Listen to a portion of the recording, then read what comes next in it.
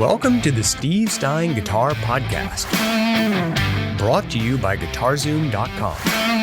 If you want to improve your guitar playing, keep listening.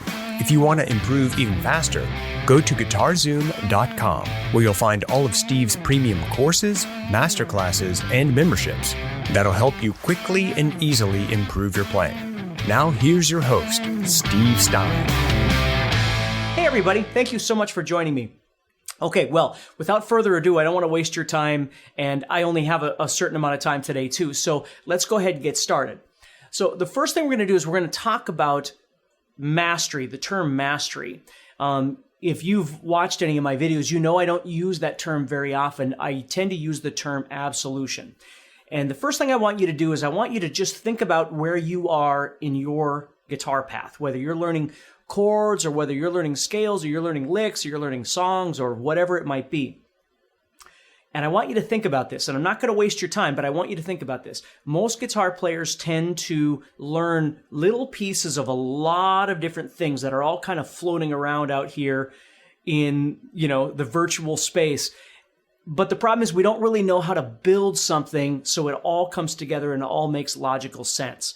And that's what I spend my time trying to do, is teach people how to do that. And one of the most important things, one of the biggest impacts on my playing was when I started learning how to overlap concepts, okay? Learn how to see a scale with a chord, with an arpeggio, and understand enough theory to be able to make these things functional, to add melody and, my phrasing and all these different kinds of things in there. Let's just think about the term absolution. So if you were using, if you were learning a scale, let's just say you were doing something in E minor. Now, you might be doing E minor pentatonic.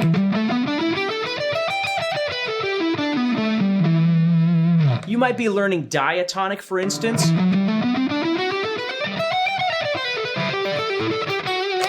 Right? Whatever it might be. You might be learning a couple of positions or something like that. And this isn't a technique course. That's not what this is. So this conversation is not about how fast you can play and how many licks you know. That's not what this is. What I want you to understand is even if we took those two concepts, just that one position of each one of those, if we took the E minor pentatonic and we took the E minor diatonic,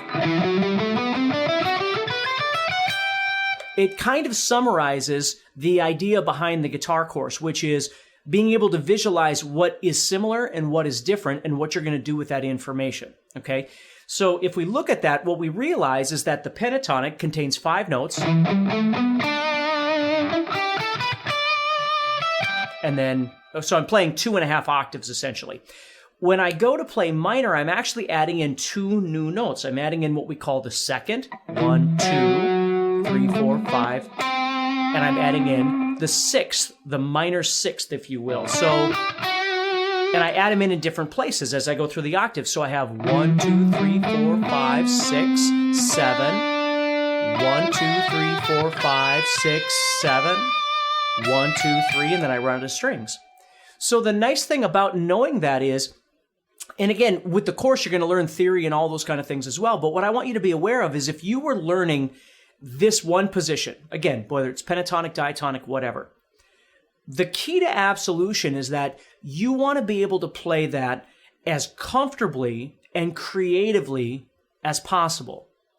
Before you worry about all 5 positions and, like I spent years going through what I call by route practicing, which is setting a metronome, practicing positions up and down, up and down, up and down. And it's wonderful practice. But it's a technical practice, okay? It is necessary, no doubt about it, because it reinforces your knowledge of the positions that you're learning on your guitar, or the shapes that you're learning, whatever you want to call it. But it's not the be-all, end-all. That's something that you most certainly need to do. That's a technical aspect of things. The creative aspect says, okay, well, let's take a look at this thing, and let's try and memorize it to an absolute level so we can manipulate it. If we can't memorize it to an absolute level, which is mastery essentially, I can't use it for anything, okay? So I want you to be thinking about that as you're learning this thing, don't be worried about the second position or the fourth position or the mode of something or the whatever if you haven't fully spent quality time trying to figure out the first thing, because that's where you start getting lost. The misconception, and I don't want to just talk the whole time, but the misconception is or the misunderstanding, I should say, is when you're by yourself and you're practicing alone, okay? It's a very different experience than when you're with other people or you're in front of other people. And what happens is people tend to get nervous and stressed out, and a lot of what they've been rehearsing or practicing goes away. They lose that stuff. And then afterwards they go, oh crap, I forgot about whatever, right? So you don't want that to happen. I'd rather have you have less information across the fretboard, but be able to really use that information. So today what I want to do is, just so you understand the idea of absolution, okay, is don't be in such a hurry to do a bunch of things okay, but really try and learn how to pick 2 or 3 things to really focus on. So if I took this pentatonic that I'm playing, and I could learn to manipulate it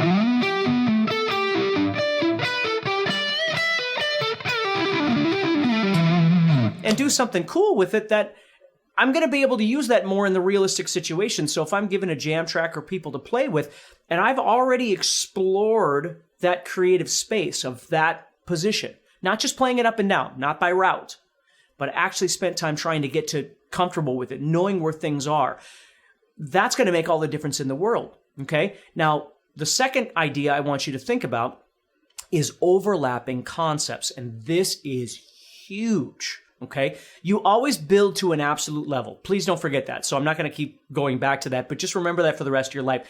The more you can build something that you truly need to an absolute level, the more you can manipulate it and use it creatively in your own playing. If it's just something that you've dabbled with, you can't.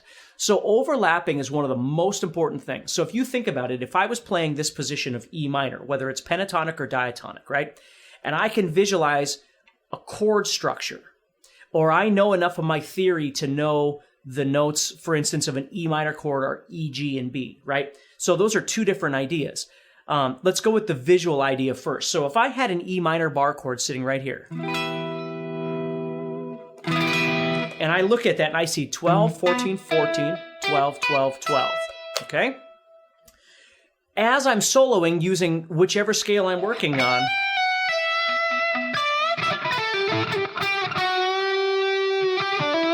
as I'm playing, I try and find ways of emphasizing those notes either directly or indirectly by doing things like bending.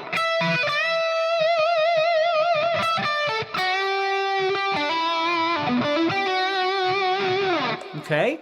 So I start trying to visualize the 2 ideas over the top of each other. Let's say there was a D chord coming up next. Okay, so I was playing E minor to D or something like that. Then what I would want to do is visualize a D chord within the construct of that same position that I'm learning how to play. Well, that's what the cage chord system is to teach you how to play chords all over your fretboard, both major and minor chords. But let's say I just took the D chord here and I played it 1 octave higher. So I'm playing 14, 15, 14. Well, that's the construct right there. Okay, I see E minor sitting here and I see D sitting right here. So as I've got that pentatonic scale that I'm creatively exploring, or diatonic or whatever you're using, instead of just moving around, I start giving myself direction over that E minor chord. I start trying to target the sounds of an E minor chord. And here comes D. Now if you watch that, now what I'm doing is I'm taking the idea of what we call an arpeggio, and I start expanding that over the top. So let me show you what I'm doing here. Just make sure you've got this so you can practice this, and if you need to check out more, please click that Learn More button and you can learn more about this Fretboard Mastery course. But construct 1, right, is the scale shape, whether you're using E minor pentatonic or E minor diatonic. And again, you could be using other things, but that's what we're using for our example, okay?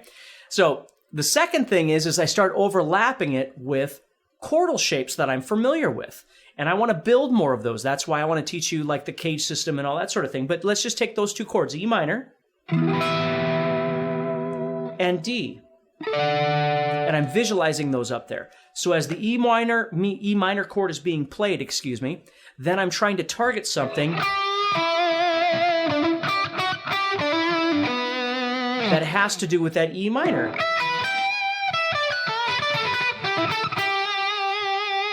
Okay, then the D comes up. Then I start trying to target something to do with the D. Now, if you were playing pentatonic, this would be a new note because you didn't have a 14 before in your pentatonic, but because it's part of that chord, it now becomes part of that scale. You see? If you're enjoying this episode and you'd like to support the podcast, go to GuitarZoom.com and consider becoming a premium member. There are 3 memberships to choose from. VIP, which gives you instant access to a library of short but powerful courses as well as new bite-sized lessons each month. There's also Play Songs that gives you step-by-step lessons so you can learn to play your favorite songs fast. And finally, there's Masterclass, university-level training on everything from soloing to music theory, from blues to home recording. For more info about these memberships and all the premium courses available to you, go to GuitarZoom.com. Now back to the podcast.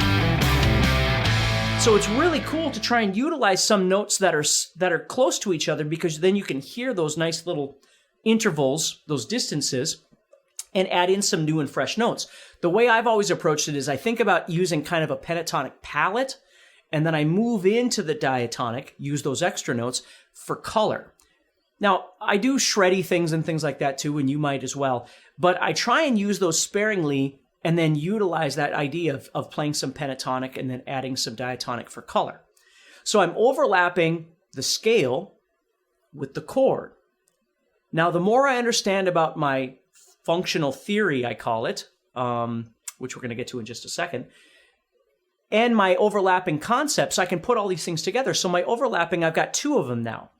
Okay, I've got chords and I've got scales. Well, now what I'm going to do is I'm going to elaborate a little more, and I'm going to start creating some other kinds of arpeggios that sound a little more creative. So I'm going to show you 2 of these things that I would use, okay? And then you can practice these. One would be coming off that D major chord up here. So I play 15, 14, down to 15, down to 14. And then what I'll do is I'll slide down to 12 and go to 11. Which is very sort of David Gilmour-ish. And then I'll go to 12 and 12. And maybe I'll stop there. Or I might slide back to the 10 or something like that. But notice how that movement sounds vastly different from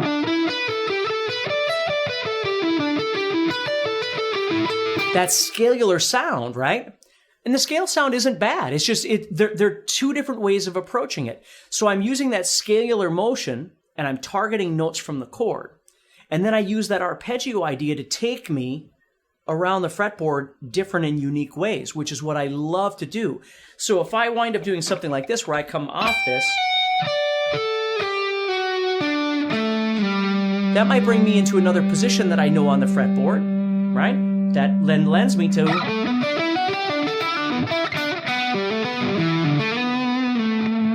somewhere else.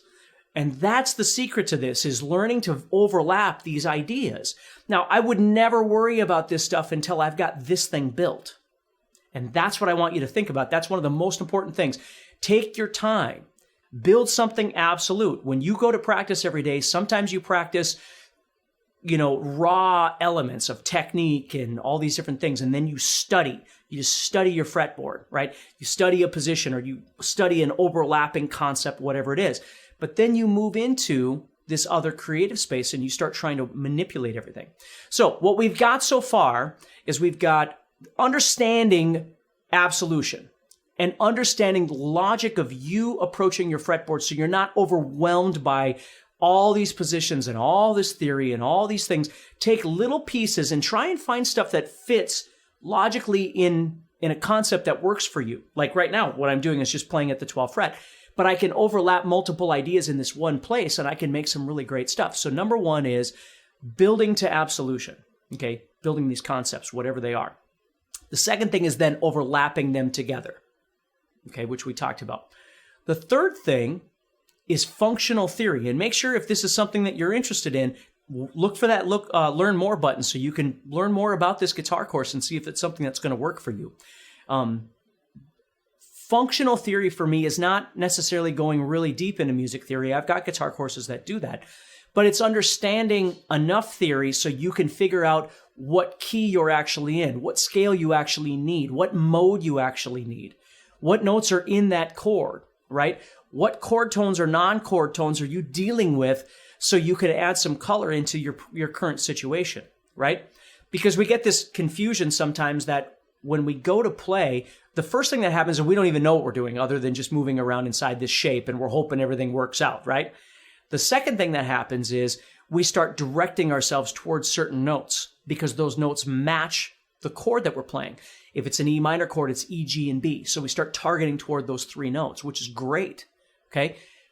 But there are notes we call non-chord tones that exist outside that chord. Like that sound right there. Let me put it on the clean channel here.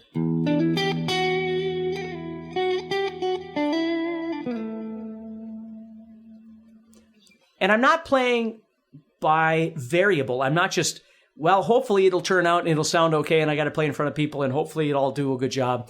The less chance there is for that, the more confident you are and the more you can start building who you really are as a player because you have confidence. Like you know where to go as opposed to, well, yesterday when I jammed, it turned out really good. And then today when I did it, it was awful. Well, there's got to be some element of consistency in that, just like anything else in life. We can't just always apply chance. And again, when we're by ourselves all the time and we're always playing, alone in our room to jam tracks or whatever, there's no stress. So our percentages might go up. But when we get in situations where we actually have to work with other artists, that may not work anymore. And so, for me, I made a career out of playing with other people and getting hired to do shows or play on people's CDs or whatever it might be. And so my percentages have to be halfway decent so they want to hire me back to do more work, right? So it's just something to think about a little bit. So that's, to me, what functional theory is. It's not just all deep theory for the next 5 years of your life. I think that's awesome, okay? But it's using theory to try and figure out what else you could do. So if I was in this situation of playing an E minor, and I've got the notes E, G, and B, and I know where those notes are, because I've been building my arpeggios, which we talk about in the course of... But then I've also got my non-chord tones.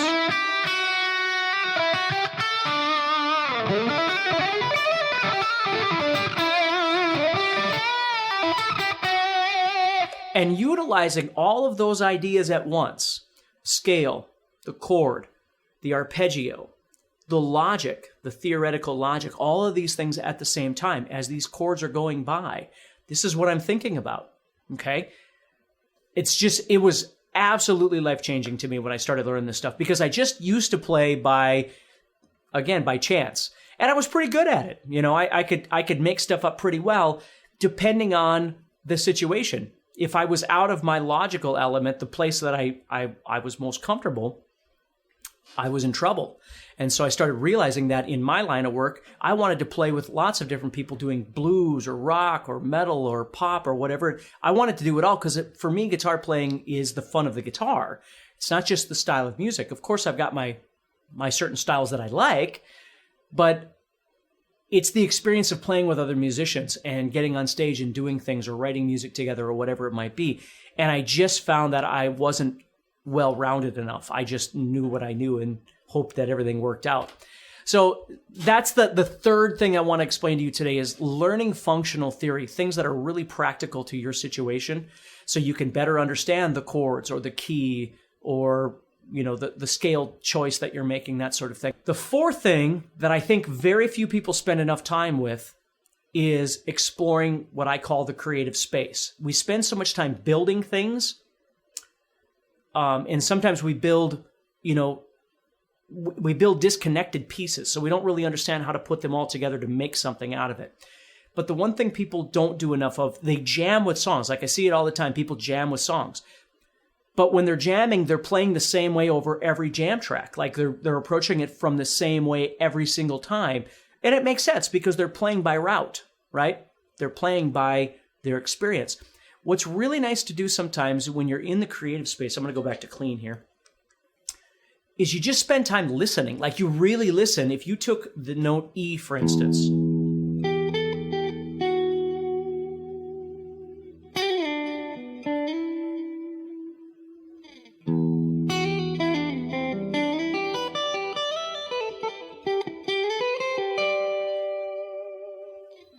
or major,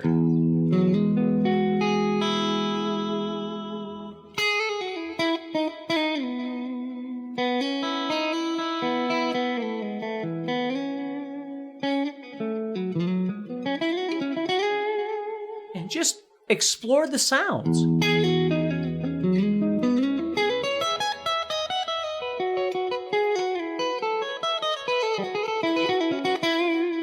Now, as you watch me screw around like that, you're going to see all of these concepts happening at the same time, okay? My knowledge of the fretboard, which is my absolution, my mastery, okay? So to speak. Again, don't get me wrong. I never consider myself mastered at anything. I just keep going, okay? So that's why I like to use the word absolution in my world. You're seeing tons of overlapping concepts as I play because it's what I really feed off of. And then there's functional theory, understanding that certain notes are going to sound better over certain chords or certain situations that I'm in. And then absolutely that last section of just sometimes I find myself an hour or two, I might just be exploring creative space, just screwing around on my fretboard, which is a lot of fun. And I want you to learn how to do this. I want you to experience having some fun and trying some unique things and not always feeling like everything has to be by route. And I'm not making fun of that, and I'm not saying it's bad. It's important, okay? It's kind of like changing the tire on a car or, changing the oil on your car or whatever versus, going out and going really fast or, in North Dakota, we get a lot of snow and, you can go out to an open parking lot and just whip your car around. Just all these different kinds of things that make the rest of it worthwhile. That's what I want you to be thinking about. So thank you so much for taking some time to spend with me today, or tonight, or whatever time it is for you. Next time on the Steve Stein Guitar Podcast, that little slide from 12 to 11. Now watch this.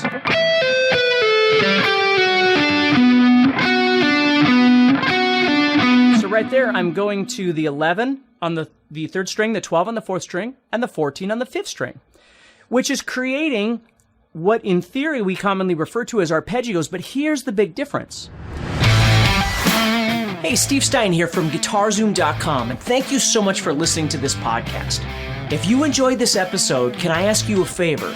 Please subscribe, leave a review, and share it with a friend. Your feedback means more to me than you'll ever know. And be sure to check out my YouTube channels where you'll find over 1,000 videos to help you with your guitar playing. Thanks again for listening. Stay positive, keep playing, and keep having fun.